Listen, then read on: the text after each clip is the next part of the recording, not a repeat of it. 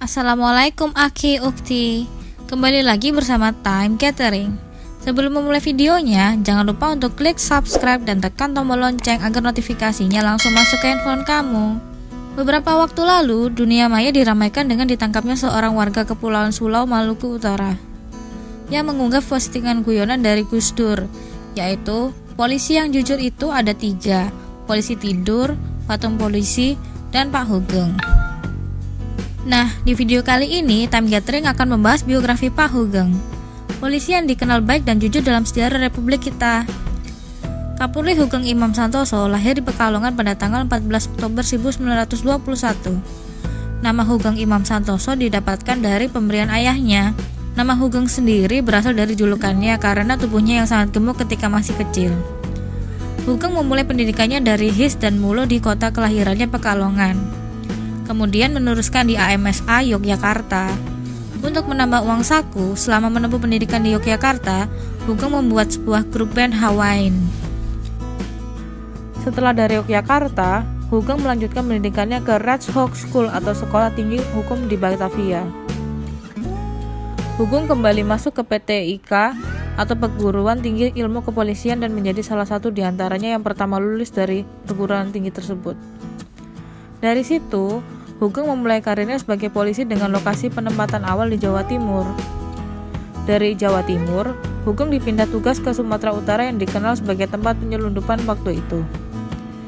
Di Sumatera Utara ini, Hugeng disambut dengan diberikan mobil dan rumah pribadi oleh beberapa cukong sebelum mendapatkan rumah dinas.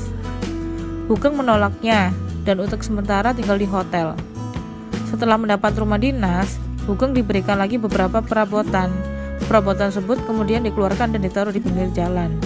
Tindakan Hugeng ini menjadi gempar di Medan, atau istilahnya sekarang viral. Setelah tugasnya di Sumatera Utara, Hugeng kembali ke Jakarta, kali ini diangkat sebagai Dirjen Imigrasi oleh Presiden Soekarno. Setelah Soeharto menjabat sebagai presiden, Hugeng diangkat sebagai Kapolri menggantikan Sucipto Yudo Diharjo. Di masa tugasnya sebagai Kapolri, Hugeng berhasil menggagalkan penyelundupan mobil mewah melalui pelabuhan Tanjung Priok. Bagi yang aktif di media sosial, khususnya Twitter, pasti pernah tahu video yang menunjukkan bagaimana Hugeng memperlakukan warga yang diberikan wejangan olehnya. Sikap Hugeng yang idealis inilah mengantarkan pula ke pemberhentian jabatan. Meskipun hanya menjabat selama 3 tahun sebagai Kapolri, Hugeng memberikan warna baru dengan kejujuran yang diingat banyak orang sampai sekarang. Hugeng juga rela hidup sederhana untuk menjaga integritasnya.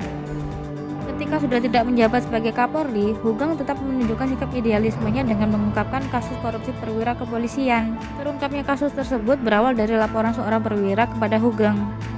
Hugeng kemudian mengirimkan memo ke Kapolri yang sudah menjabat pada waktu itu, yaitu Widodo Budi Darmo. Begini kira-kira memonya. "Wait, sekarang ini kok polisi udah kaya-kaya sampai udah punya rumah mewah di Kemang. Dari mana duitnya itu?" tulis Hugeng dalam memo. Karena tidak mendapatkan respon yang baik, Hugeng kemudian memberi informasi tersebut kepada awak media. Dari situ, kasus korupsi yang dilakukan perwira kepolisian terungkap. Pelakunya sendiri dipenjara antara 6 sampai 8 tahun. 14 Juli 2004, sang pelindung, penganyom, dan pelayan masyarakat Indonesia berpulang. Hugeng meninggal dunia pada tanggal 14 Juli 2004 akibat stroke yang dideritanya. Makamnya sendiri terdapat di Parung Raya, Bogor, Jawa Barat. Itu tadi biografi dari Pak Hugeng. Terima kasih Pak Hugeng telah membuat kami percaya bahwa orang jujur itu ada dan bisa dilakukan. Jangan lupa klik like. Bagi yang ingin memberikan saran dan kritikan, silakan tulis di kolom komentar. Wassalamualaikum warahmatullahi wabarakatuh.